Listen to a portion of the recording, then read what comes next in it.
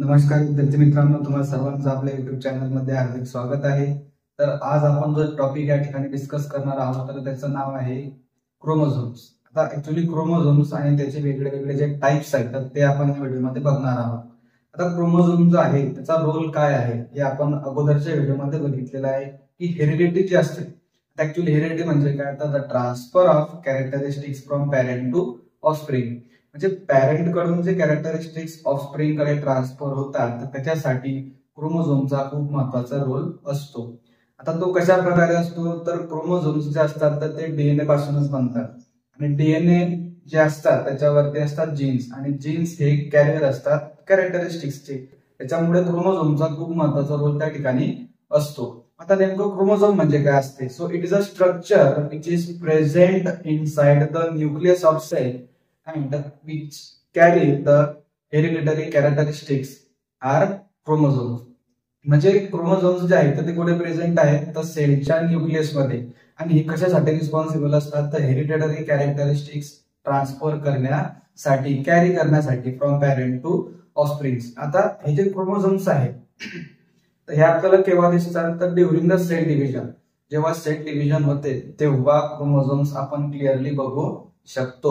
आणि क्रोमोझोम्स वरती gene present असतात। आता जीन्स जे आहेत तर ते कॅरियर्स असतात, म्हणजे की ते कॅरेक्टर्स कंट्रोल करतात with the help of different proteins. म्हणजे जीन्स डायरेक्टली कॅरेक्टर कंट्रोल करत नाही तर त्यांच्याकडे इन्फॉर्मेशन असते प्रोटीन्सची, म्हणजे की आपल्या बॉडीमध्ये जे वेगळे वेगळे प्रोटीन्स बनतात त्याची इन्फॉर्मेशन कोणाकडे आहे? जीनकडे। आणि जीन काय करतात ते इन्फॉर्मेशन पासून प्रोटीन्स बनवतात, म्हणजे ऍक्च्युअली रायबोसोम प्रोटीन बनवतो आणि त्या प्रोटीनच्या द्वारे आपल्या बॉडीतले कॅरेक्टर्स कंट्रोल होतात। त्याच्यासाठी एक वेगळी प्रोसेस आहे प्रोटीन सिंथेसिस, ते आपण नंतर बघूया। आता बघा की जे आपण म्हटलं की क्रोमोझोम जे असतात तर ते डंबेल शेप्ड असतात, अशा प्रकारे दिसतात ते आपल्याला डंबेल शेप्ड, आणि त्याच्यामध्ये एक प्रायमरी कन्स्ट्रक्शन असते म्हणजेच एक सेंट्रोमियर असतो, आणि त्या सेंट्रोमियर मुळे त्या क्रोमोझोमचे दोन पार्ट्स त्या ठिकाणी तयार होतात। त्याच्या दोन आर्म्स आपण बघू शकतो, इकडे आपण बघू शकतो पी आर्म्स आहे आणि इकडे पण बघू शकतो क्यू आर्म्स आहे। आणि जर या क्रोमोझोमची अनकॉइलिंग जर आपण केली तर त्या ठिकाणी आपल्याला डीएनए तयार झालेला दिसतो। बघा, क्रोमोझोम आणि डीएनए या दोघांचंही कंपोजिशन सेम आहे। आपण जर बघितलं तर क्रोमोझोम मध्ये पण न्यूक्लिक ऍसिड आणि प्रोटीन असतो आणि डीएनए मध्ये सुद्धा न्यूक्लिक ऍसिड आणि प्रोटीनच असतो, म्हणजे डीएनए पासूनच क्रोमोझोम जो आहे तो तयार झालेला आहे। त्याचं कंडेन्सेशन होऊन जेव्हा डीएनएचं कंडेन्सेशन होते तेव्हा त्याच्यापासून हा क्रोमोझोम या ठिकाणी तयार होतो। आता हा जो क्रोमोझोम आहे तर ह्याच्यामध्ये आपण बघू शकता की वर आपल्याला दिसते पी आर्म्स आहे, खाली बघतोय आपण क्यू आर्म्स आहे, ह्याच्यामध्ये आहे सेंट्रोमियर। आता हे क्रोमोझोम जे आहे तर हे आपल्या बॉडीमध्ये जे आहे तर ते 46 प्रेझेंट आहे, म्हणजे आपल्या बॉडीमध्ये जे प्रत्येक सेल आहे तर प्रत्येक सेलमध्ये 46 क्रोमोझोम्स जे आहेत तर ते प्रेझेंट आहेत। आता या 46 क्रोमोझोम्सच्या पेअर्स होतात आणि त्या 23 पेअर्स आपल्या बॉडीमध्ये आपल्या सेल्स मध्ये प्रेझेंट आहे। आता पेअरिंग होत असताना कोणाची पेअरिंग होणार आहे तर या ठिकाणी ज्या क्रोमोझोमचा ओरिजिन आणि ऑर्गनायझेशन सेम असते अशाच क्रोमोझोमची पेअर होते आणि त्या क्रोमोझोमला म्हटलं जाते होमोलोगस क्रोमोझोम। तर होमोलोगस क्रोमोझोम म्हणजे कोणते chromosome? The chromosomes which are paired by the same origin and same organisation, म्हणजे ज्या क्रोमोझोमचा ओरिजिन सेम असतो त्यांचं ऑर्गनायझेशन सेम असते त्या क्रोमोझोमच्या पेअरला होमोलोगस क्रोमोझोम म्हटल्या जाते। आणि दुसरी गोष्ट, ज्या क्रोमोझोमचा ओरिजिन सेम नसतो त्यांचे ऑर्गनायझेशन सेम नसते अशा क्रोमोझोमला म्हटलं जाते हेटेरोलोगस क्रोमोझोम। आता होमोलोगस क्रोमोझोम आणि हेटेरोलोगस क्रोमोझोम आपण बघितलं। आता बघा आपल्या बॉडीमध्ये किती क्रोमोझोमच्या पेअर्स आहेत तर 23। आता या 23 पेअर्स ज्या आहेत परत त्याच्यामध्ये डिव्हिजन झालेली आहे। 22 पेअर्स जे असतात तर त्या ऑटोझोम्सच्या असतात आणि एक जे पेअर असतं तर ते अलोझोम्सचे असतात। बघा 23 पेअर्स आहे आपल्या बॉडीमध्ये, त्या 23 पेअर्स मधल्या 22 जे आहेत तर त्या ऑटोझोम्सचे आहेत आणि जे 1 आहे तर ती आहे अलोझोम्सची, म्हणजे की ते 6 क्रोमोझोम्स असतात जे की जेंडर डिसाइड करण्यासाठी त्या ठिकाणी खूप महत्वाचे असतात। दुसरी गोष्ट म्हणजे आता हा जो सेंट्रोमियर आहे, आता आपण बघितलं की जो स्ट्रक्चर होतं आपल्या क्रोमोझोमचं त्या क्रोमोझोमच्या स्ट्रक्चर मध्ये त्याच्या सेंटर मध्ये सेंट्रोमियर प्रेझेंट असतो आणि त्या सेंट्रोमियरच्या पोझिशन वरून त्या क्रोमोझोम्सचे काही टाइप्स पडतात। आता क्रोमोझोमचे मेनली 4 टाइप्स आपल्याला बघायला मिळतात. There are 4 types of chromosomes. So क्रोमोझोमचे टाईप बघत असताना आपल्याला माहिती पाहिजे की क्रोमोझोमचे टाईप जे आहेत ते कशावरून पडलेले आहेत, काय क्रायटेरिया त्या ठिकाणी होता. तर क्रोमोझोमचे टाईप पडण्यामध्ये जो क्रायटेरिया होता तर तो होता पोझिशन ऑफ सेंट्रोमियर.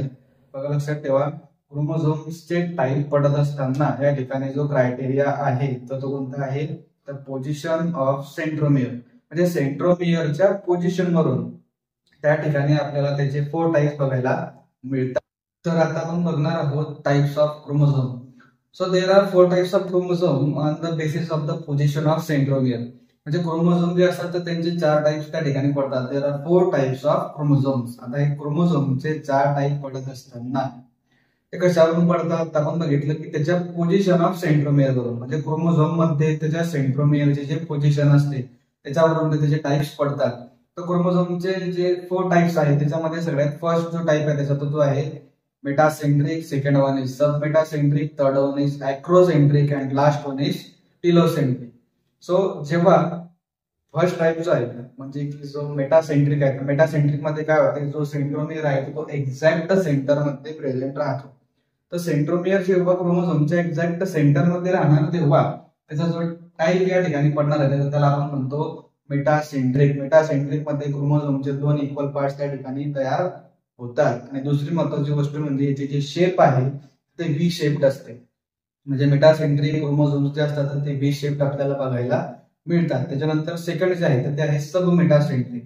आता सब मेटासेंट्रिक मध्ये काय होते, तर सेंट्रोमियर जो आहे तो सेंट्रोमियर क्रोमोझोमच्या सेंटर मध्ये प्रेझेंट न राहता तो सेंटरच्या जवळ असतो. म्हणजे तो एक्झॅक्ट सेंटर मध्ये प्रेझेंट नसतो.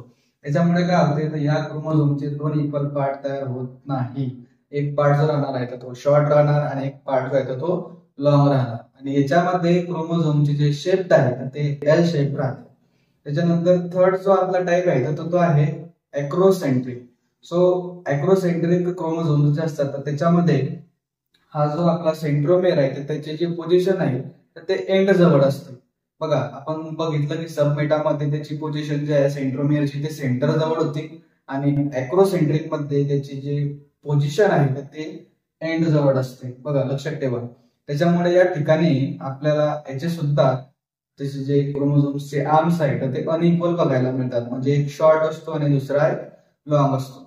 त्याच्यानंतर या क्रोमोझोम्सचे जे शेप आहे ते जे शेप राहते. बघा लक्षात ठेवा, मेटासेंट्रिक क्रोमोझोम्स मध्ये सेंट्रोमियर हा सेंटर मध्ये राहतो, सब मेटामध्ये तो सेंटरच्या जवळ राहतो, अॅक्रोसेंट्रिक मध्ये हा एंडच्या जवळ राहतो आणि लास्ट जो आहे आपला टिलोसेंट्रिक मध्ये हा जो सेंट्रोमियर आहे तर तो क्रोमोझोमच्या एक्झॅक्ट एंड वरती प्रेझेंट राहणार आहे. म्हणजे डायरेक्ट शेवटी. ठीक आहे. आणि त्याच्यामुळे या ठिकाणी आपल्याला त्याचे जे शेप बघायला मिळतं ते आय शेप्ड आहे. तर बघा there are 4 types of chromosomes. आपण त्या ठिकाणी आताच डिस्कस केलेलं आहे की क्रोमोझोम्स जे असतात तर त्यांचे 4 टाइप्स पडतात by the position of the centromere in that chromosome. जे क्रोमोझोम मध्ये त्या सेंट्रोमियरच्या पोझिशन वरून त्याचे टाइप्स पडलेले आहेत. First one is metacentric, second one is sub meta, त्याच्यानंतर third one is acrocentric and fourth one is telocentric. त्याच्यानंतर त्यांचे जे शेप आहे फर्स्टची व्ही शेप, नंतर एल शेप, नंतर जे शेप, नंतर आय शेप. तर असे जे क्रोमोझोम्स आहेत आपण या ठिकाणी बघितले. त्याच्यानंतर स्ट्रक्चर ऑफ क्रोमोझोम बघितलं, क्रोमोझोम कशापासून बनतात ते बघितलं. त्याच्यानंतर आपला एक टॉपिक राहिला होता त्याचं नाव आहे सिस्टर क्रोमॅटिड काय असते, नॉन सिस्टर क्रोमॅटिड काय असते. बघा जर एकच क्रोमोझोम आहे आणि त्या सिंगल क्रोमोझोमच्या जर आर्म्स आहेत तर त्याला म्हटलं जातं सिस्टर क्रोमॅटिड. आणि जर 2 वेगळे वेगळे क्रोमोझोम्स आहेत आणि त्या 2 वेगळ्या वेगळ्या क्रोमोझोम्सचे जर आर्म्स आहेत त्यांना म्हटलं जाते नॉन सिस्टर क्रोमॅटिड. तर लक्षात ठेवा, सिस्टर क्रोमॅटिड म्हणजे की एकाच क्रोमोझोमचे आर्म्स आणि नॉन सिस्टर क्रोमॅटिड म्हणजे 2 डिफरंट क्रोमोझोम्स आणि त्या 2 डिफरंट क्रोमोझोम्सचे जे आर्म्स आहेत त्यांना म्हटलं जाते नॉन सिस्टर क्रोमॅटिड. बघा आपण क्रोमोझोम बद्दल या व्हिडिओमध्ये थोडक्यात बघितलं. जर तुम्हाला अजून काही अडचणी असतील तर तुम्ही मला सांगू शकता. मी डेफिनेटली त्याचा आन्सर देण्याचा प्रयत्न करीन. जर तुम्हाला हा व्हिडिओ आवडला असेल तर व्हिडिओला लाईक करा, शेअर करा आणि अजूनही ज्या विद्यार्थ्यांनी किंवा ज्या लोकांनी आपलं चॅनल सबस्क्राईब केलेलं नसेल त्यांनी चॅनलला सबस्क्राईब करा.